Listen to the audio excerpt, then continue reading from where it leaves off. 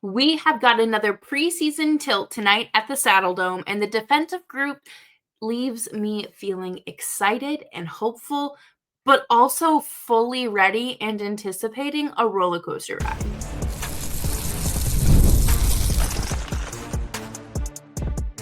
You're Locked On Flames, your daily podcast on the Calgary Flames. Part of the Locked On Podcast Network, your team every day.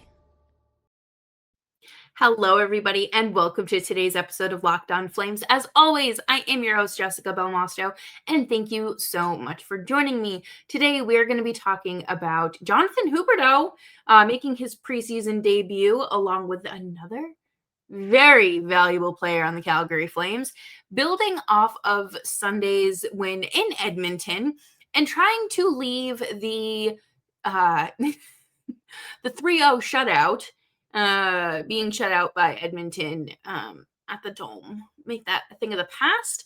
And we are hearing rumors of a Ryan Huska contract extension, and just what might that entail? Make sure you're subscribed to Locked On Flames wherever you get your podcasts, as well as YouTube. We are here for you Monday through Friday, 5 days a week, your Calgary Flames every day.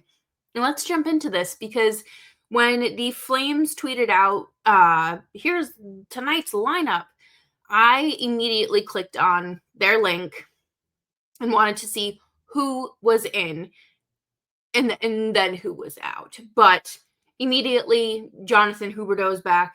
Sharangovich is back. Both missed the first preseason games this weekend. Huberdeau, I'm not really sure what's going on there. He did have a maintenance day last week too, so I'm just kind of cautiously optimistic about his season. And Sharangovich just didn't play. There wasn't any rhyme or reason, I guess.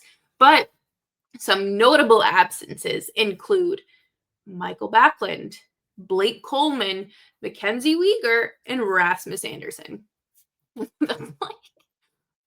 Four out of the five leadership group members, truly. But, you got to give them some time off. I think that it is a very long season, and there's no point in overdoing it and having these guys play too many games too close together and burn them out before we really get started. And there's no point in that. But in more exciting news, Dustin Wolf gets his first start of the preseason with Owen Say backing him up. Obviously, Prosvetov and Cooley started the Sunday games, and I think that they both earned a night off. And I'm excited to see Wolf. I think that this is going to be a really fun game for the Flames, or just even if they're not playing very well, which could be the case, could not. You can kind of pick a player or two to watch on your own and kind of scout them, if you will. Like, I'm going to talk about it a little bit later, but I have a few players that I'm going to be watching that are on my radar, just to see how they've compared to either last season or if they played Sunday from now. And let's talk about these lines, because we're going to talk about the defensive pairings after, but I am very about some of this. So Huberdeau, Frost, and Coronado on your top line, Connor Zary, Justin Kirkland, and Adam Klapka as your second, Matvei Gridin, Rory Kearns, and Yegor Sharangovich. And your fourth line consists of William Stromgren, Sam Morton, and Sam Honzik. Okay, so immediately, why are we not playing Connor Zary at center? I have great big feelings when it comes to the Flames not really testing things out on a consistent basis, and not utilizing him at center is giving me the same energy and same feeling I felt when they weren't using Sam Bennett properly. And then he goes out and appears in 3 consecutive Stanley Cup finals and wins 2 back-to-back. So I just want to see everybody used to their full potential, and I need to see a reason why. Like, if we're still playing, not granted, not in this lineup, but if we're playing Pospisil as a center, why aren't we playing Zary, who was drafted as a center, Does that make sense? I want to see that. And of course, I'm very intrigued by this top line. Very intrigued to see how Huberdeau and really how Morgan Frost does with these two.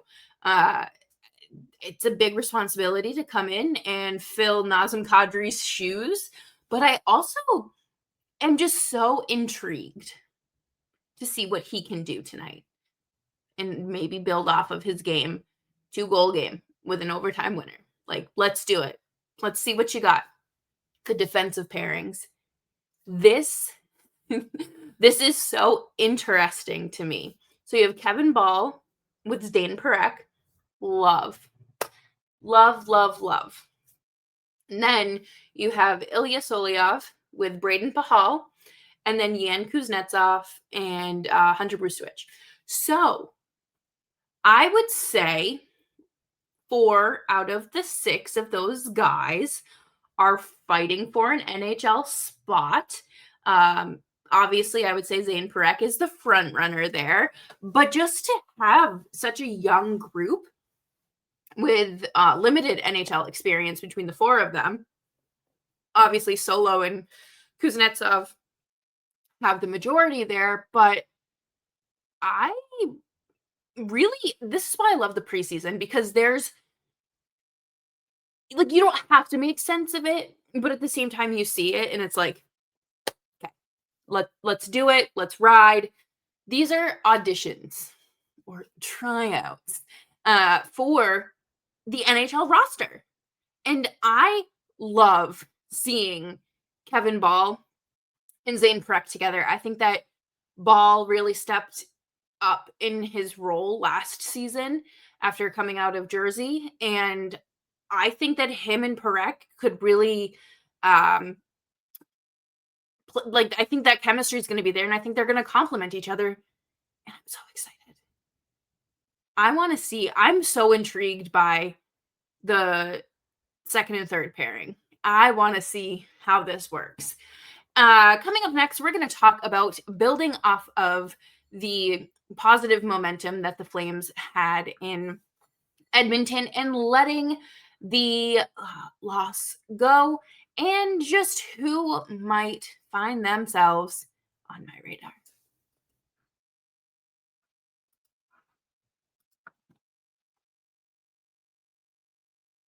The NFL season is here, and FanDuel is making sure you're ready for kickoff with a can't-miss offer. Right now, new customers can bet just $5, and if your bet wins, you'll get $300 in bonus bets to use across the app. Yes, $300 in bonus bets. I love using the FanDuel app because it is, number one, it's so easy to navigate. As somebody who is technologically illiterate and incompetent, FanDuel makes it so easy to navigate, to deposit money, to withdraw money, to put together a same game parlay. And honestly, I appreciate an app and a little reason to make my Sundays more exciting and less scary. So, are you ready to play? Download the FanDuel app now by visiting FanDuel.com to get started. That's FanDuel.com to place your first $5 bet.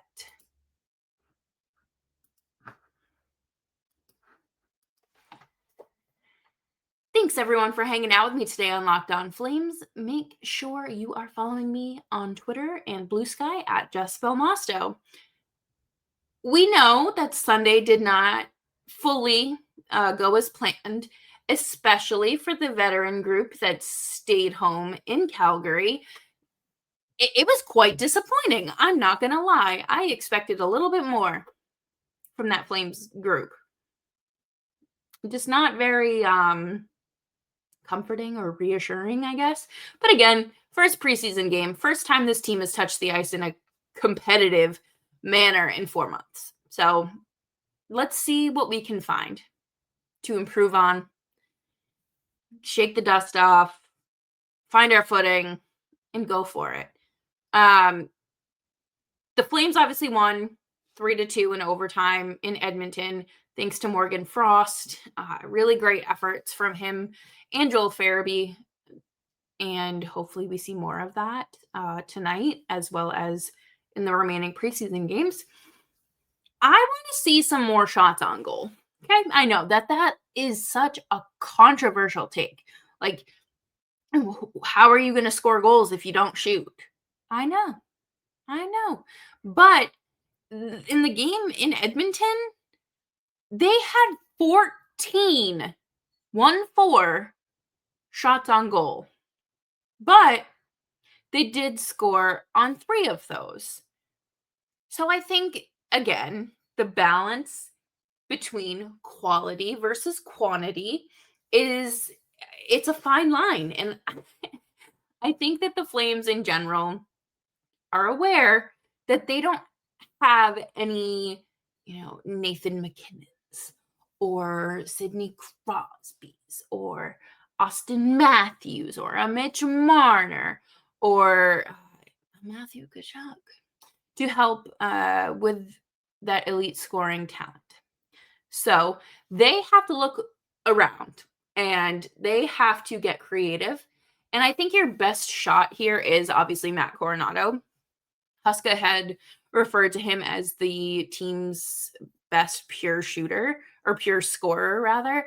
And I think that that's true. And I think that Coronato is going to be such a huge part of this team moving forward. And I hope that they're able to build a truly supporting cast once they find their lead role, or work towards that. Like, start backwards. Start with the supporting cast and then find your star. Because we know the Flames just aren't who they used to be. And maybe that's a good thing. Maybe that's a bad thing. But at the same time, like, they've still missed the playoffs. It's worse hockey in some ways, but at the end of the day, you're still finishing 16th, 17th. Like, you're not making the playoffs and you're not getting a draft lottery pick. So there are definitely it's a double-edged sword, I would say. But how can the Flames move forward and build that positive momentum? And realistically, I think it starts within the room. I know that people are upset and that Huberdeau made that, I just woke up and didn't feel like skating comment. And even though it was very clearly sarcasm, people don't think he should be making comments like that, considering how he plays and how he underperforms. So I get it. But at the same time, we need to keep things lighthearted, because if we don't, it's going to be a miserable season like we saw with Vancouver last year in all of their locker room debacles and chaos. So let's just have fun. I think that that's one of the bigger things here too, is you just have to let loose. Go out there. You're never going to see a team play full out in a preseason game. Just go, have fun, skate, work on what you need to work on, and prove yourself. That's what matters. You have to go out there and prove yourself. Otherwise, you're probably going back to the AHL or your junior team. For me, Morgan Frost is absolutely a player to watch tonight. He is going to be one of the guys that I just have my eyes on, because I want to see, number one, what has improved or what has changed. Are there any true noticeable differences from his performance last season to what we're seeing now? How is his shooting? How is the chemistry with his line mates? Are we seeing enough to potentially justify that 2C spot? Or is that going to be a rotating door between him and Connor Zary? Potentially. It's unrealistic to write anything in stone just yet. But I would also say Zayne Parekh is a guy on my radar, because he has the biggest he is under the biggest spotlight on this Flames roster. He is expected, I would say, by the majority of fans to make the NHL roster and start opening night. I don't think that that is unreasonable. I think that roster construction is a big question mark with the Flames sometimes. So I don't know if you kind of build your pairings kind of around him, or I mean, obviously, like you know who you have, but who can you put him with to get him acclimated, but then also toss him when he's ready to go to that second or first pairing. Ultimately, I think that that depends on a Rasmus Andersson trade because they are both right shot defensemen. And quite frankly, I don't see. It's just hard for me to say anything obviously definitive, but I do hope that we see Mackenzie Weegar and Zayne Parekh together, whether that's early on or later down the road. But those Morgan Frost and Parekh are my players to watch. And I mean, I guess Dustin Wolf too, because he's the star. He just naturally pulls your attention. And last year's success really is because of him. So I'm intrigued to see how this defensive group does in front of him, how he holds his own, and is there any reason to doubt any of these defensemen? But coming up next, we are going to wrap up the show with some great rumors through the grapevine that may or may not, most likely will determine a big part of the Flames' future. Next on Locked On Flames.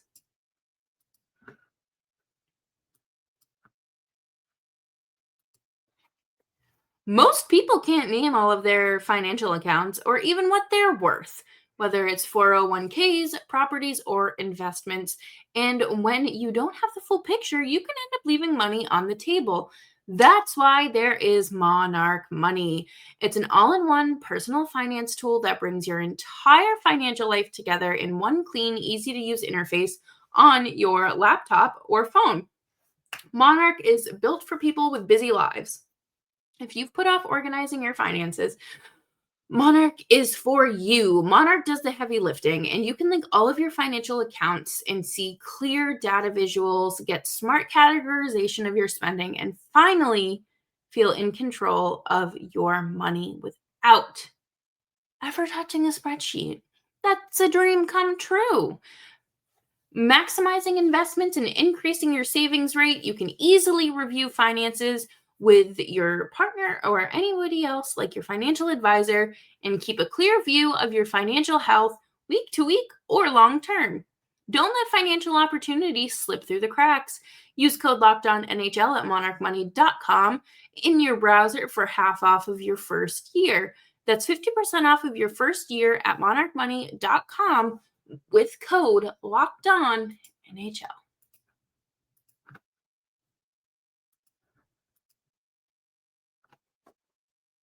Thanks everyone for tuning into today's episode and making Locked On Flames part of your day. Make sure you're following me on Twitter at JessBelmosto and you're subscribed wherever you get your podcasts. It goes a very long way. So let's talk about these rumors because it feels like there's always something with this team. Whether it was a few years ago and all the pending free agents that all got shipped out, or it's this team being involved in trade rumors like Jacob Markstrom, or switching coaches mid-season. But now we're talking, allegedly, of course, some preliminary talks about a Ryan Huska extension. This is something that I don't really know how I feel about, simply because number one, he has had a tough job since the second he stepped foot in as a head coach.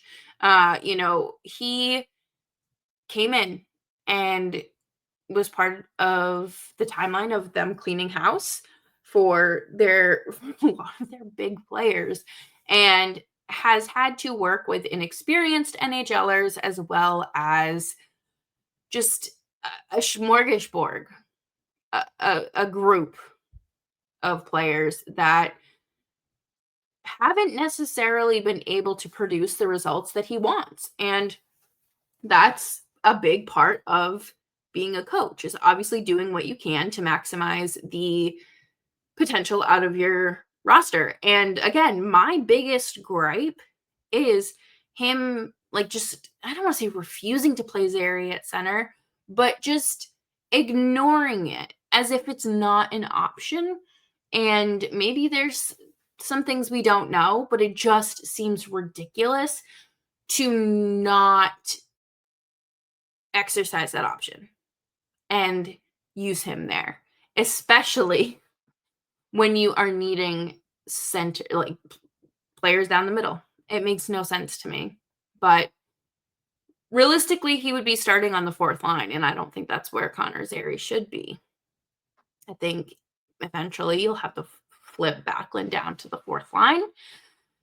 Maybe he starts as a third line center. I don't know, because I don't think that they move Backlund down, especially after signing him to a multi-year extension. But I do think that the systems need to be reinvented and to do something. They need to be rejuvenated and overhaul. And I don't know if Huska is the guy for that. The Flames don't have a lot of quality shots, and their defensive group is, I don't understand how your top defenseman can be a minus 38. And I know plus minus is a dumb stat, but that is just something that confuses me. How did that happen? Because it's not like they had bad goaltending. Was it just a bad year? Or is this the decline of a 29, almost 30-year-old defenseman in today's NHL? Speaking of Rasmus Andersson, there's also rumors that the door is not shut on an extension. A trade seems very likely. However, the Flames aren't, an extension isn't off of the table. And again, this is mirroring the Noah Hanifin situation, like almost identical. And we know how that ended. Miromanov. And I don't think the Flames should. I think it's stupid if they tie themselves up with Rasmus Andersson for another 8 years. You have a stacked right side coming up the pipeline, and you're blowing it if you tie it up with Rasmus Andersson. I think that's silly. I may not be a general manager, but looking at the bigger picture, you're potentially costing your team like a real playoff run at some point soon, because why wouldn't you want a better and younger defenseman out there? But again, these coaches have their rationale. I will never be able to really explain it or try to see it from their point of view, especially when I don't like it. But, are we getting a Huska and Andersson extension on top of the Mikael Backlund extension we just saw? Talks are preliminary. No official contract offer has been made to Huska. I don't really feel good about either of these things. And it's not because I don't think Ryan Huska, yes, he's missed the playoffs, but that's not the only metric I'm going to use to determine a Flames head coaching job security. No, not at all. Especially not right now. This team is in a transition period where the only thing they should be worried about is improving and integrating their youth. So hopefully we see that with Zayne Parekh. And that'll do it for me here tonight on this episode of Locked On Flames. Thank you all so much for hanging out with me. I hope you have a fantastic Tuesday, and go Flames, go. Make sure you're subscribed wherever you get your podcasts, as well as YouTube. We are here for you Monday through Friday, 5 days a week, your Calgary Flames every day.